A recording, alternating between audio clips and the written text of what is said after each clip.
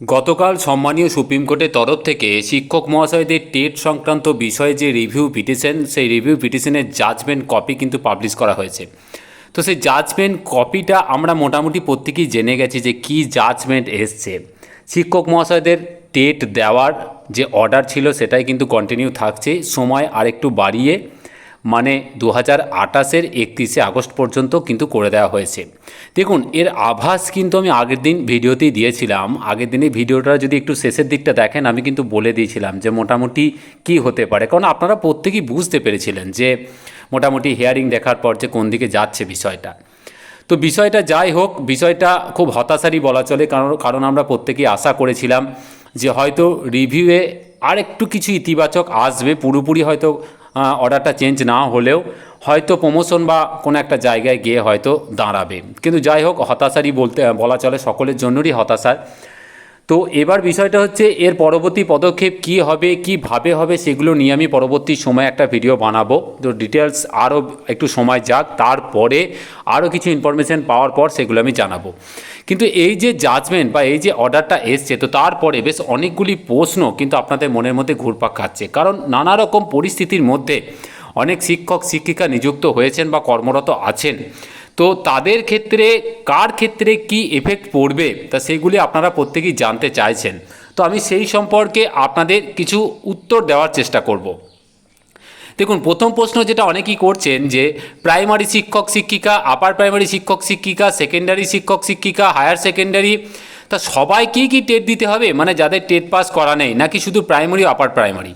দেখুন, আপনাদের এই উত্তরের সাপেক্ষে আমি একদম স্পষ্টভাবে বলি যে আপাতত যে জাজমেন্টটি হয়েছে সেটি ক্লাস 1 to 8 মানে এলিমেন্টারি এডুকেশনের জন্য। তো 1 থেকে 8 মানে প্রাইমারি এবং আপার প্রাইমারিতে কর্মরত যে সমস্ত শিক্ষক শিক্ষিকা যাদের টেট কোয়ালিফাই করা নেই, এখানে মেনলি টেট বলতে রাজ্যের টেট কোয়ালিফাই করা নেই, তাদের কিন্তু টেট পাস করতে হবে।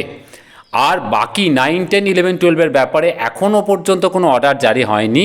কিন্তু হ্যাঁ, ন্যাশনাল এডুকেশন পলিসি যেটা চালু হয়েছে সেখানে টেটের যে পরিধি সেটাকে কিন্তু বাড়ানোর কথা বলা হয়েছে। তো আপনাদের হাতে যদি সুযোগ থাকে তাহলে কিন্তু টেট কোয়ালিফাই করে রাখতে পারেন। আমি আপনাদের একদম স্পষ্টত বলছি, এখনও পর্যন্ত কিন্তু কোনো রকম 9, 10, 11, 12-এর জন্য টেটের কোনো প্রভিশন কিছু নেই। ন্যাশনাল এডুকেশন পলিসি অনুযায়ী ভবিষ্যতে কিন্তু একটা সম্ভাবনা আছে, সুযোগ পেলে পাস করে রাখতে পারেন। দেখুন, দ্বিতীয় প্রশ্ন যে সেন্ট্রাল টেট বা রাজ্যের টেট যে কোনো একটি পাস করলে কি হবে? দেখুন, এখানে স্পষ্টতই বলি যে আপাতত আজকের ডেট পর্যন্ত রাজ্যের টেটই কিন্তু পাস করতে হবে, কারণ এনসিটির গাইডলাইন যদি আপনারা দেখেন তো সেখানে পরিষ্কার উল্লেখ করা আছে যে কোনো রাজ্য যদি টেট না নেয় তাহলে সেক্ষেত্রে কিন্তু সেন্ট্রাল টেট হতে পারে গ্রাহ্য। এটা সম্পূর্ণ রাজ্যের ওপর নির্ভর করছে। তো পশ্চিমবঙ্গ রাজ্যে কিন্তু রাজ্যের আলাদা করে টেট হয়, তো সেই হিসাবে সেন্ট্রাল টেটটা এখনও পর্যন্ত কিন্তু বৈধ নয় আমাদের পশ্চিমবঙ্গের নিয়োগের ক্ষেত্রে বা চাকরি যারা করছেন তাদের ক্ষেত্রে। ভবিষ্যতে নতুন সরকার যদি সেটাকে ভ্যালিড করে তাহলে অবশ্যই সেখানে একটা সুযোগ পাওয়া যেতে পারে। এই মুহূর্তে পশ্চিমবঙ্গের টেটই কিন্তু পাস করতে হবে। হাই স্কুলের শিক্ষক প্রাথমিকে টেট পাস করলে কি হবে, বা উল্টোটা মানে বলতে চাইছেন যে হাই স্কুলের কোনো শিক্ষক প্রাথমিকে পাস করেছে বা প্রাথমিকের শিক্ষক হাই স্কুলে মানে আপারে পাস করেছেন, হবে না। স্পষ্টতই বলছি, হবে না। আপনি যে লেভেলে কাজ করছেন, যে লেভেলে কর্মরত আছেন, সেই লেভেলেই পাস করতে হবে। মানে যদি আপনি প্রাথমিকের শিক্ষক হন তাহলে প্রাথমিকের টেট পাস করতে হবে, আর যদি আপনি হাই স্কুলের হন তাহলে হাই স্কুলের বা আপার প্রাইমারি টেট কিন্তু পাস করতে হবে, এটা একদম নিশ্চিত। তারপরে বলেছে যে সমস্ত শিক্ষক শিক্ষিকা 150 নম্বরের টেট পাস করেননি, মানে এসএসসি 90 নম্বর এবং প্রাইমারি 100 নম্বর, তাদের কি নতুন করে টেট দিতে হবে? দেখুন, 150 নম্বরের টেট যারা দেননি 2010-এর পর থেকে, যখন থেকে টেট চালু হয়েছে তখন থেকে কিন্তু টেটে 90, 100 বলে কিছু ছিল না এনসিটি গাইডলাইনে। 150 নম্বরের টেটের কথাই কিন্তু বলা হয়েছিল। কিন্তু পশ্চিমবঙ্গের ক্ষেত্রে বিশেষভাবে কিন্তু 90 এবং 100 নম্বরে টেট নেওয়া হয়েছিল এবং সেক্ষেত্রে কোর্টে কেসও হয়েছিল। কোর্ট কিন্তু সেই সময় সেটাকে বৈধতা দিয়েছিল। তো পরবর্তী সময়ে আমরা যেটা আন্দাজ করছি 90 এবং 100-র উপর কিন্তু কেস হতে চলেছে। তো যারা 90 এবং 100 টেট পাস করেছেন আজকের ডেট পর্যন্ত তাদের চিন্তার কিছু নেই। 90 নম্বরে যারা সার্টিফিকেট পেয়েছেন রেখে দিন, 100 নম্বর যারা পাননি তারা পরিষদের অফিসে যান, যোগাযোগ করুন, তারা টেট সার্টিফিকেটের দাবি জানান। কিন্তু আগামী দিনে যদি ফার্দার কোনো নতুন কোনো অর্ডার হয় তাহলে কিন্তু হয়তো বা 150 নম্বরের টেট দিতে হতে পারে। যদি সুযোগ থাকে এখনই দিয়ে পাস করে রাখতে পারেন।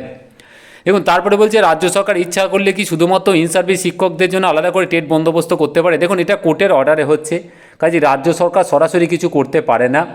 কোর্ট যদি অনুমতি দেয়, আবার নতুন করে যদি কোনো দাবি জানানো হয়, কোর্টের অনুমতি সাপেক্ষে হলে অবশ্যই করতে পারে, না হলে আলাদা করে করলে কিন্তু আবার জটিলতা তৈরি হতে পারে।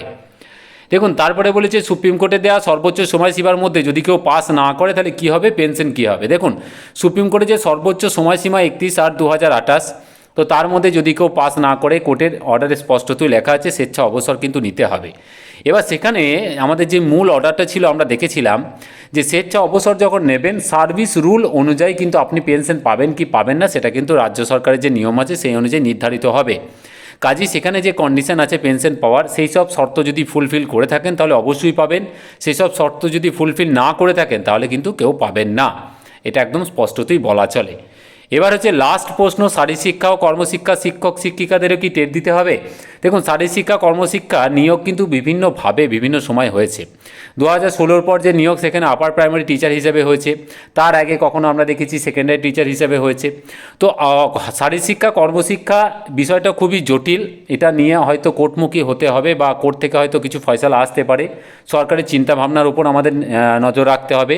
কারণ এখানে কিছু শিক্ষকের যে আমাদের সেকশন অনুযায়ী যে কিছু সমস্যা আছে সেই সমস্যাটা নতুন সরকার যদি মেটাতে পারে তখনই একমাত্র বলা চলে যে শারীরশিক্ষা ও কর্মশিক্ষার ক্ষেত্রে টেট দিতে হবে কি হবে না, তার জন্য আমাদের আরেকটু ওয়েট করতে হবে। তো এই ছিল মোটামুটি টেট সংক্রান্ত বিষয়ে কিছু প্রশ্ন এবং তার উত্তর। আশা করছি আপনাদের সকল প্রশ্নের উত্তর দিতে পেরেছি। আরও যদি কিছু জানতে চান অবশ্যই আমাকে কমেন্ট করে জানাবেন। খুব ভালো থাকবেন, ধন্যবাদ।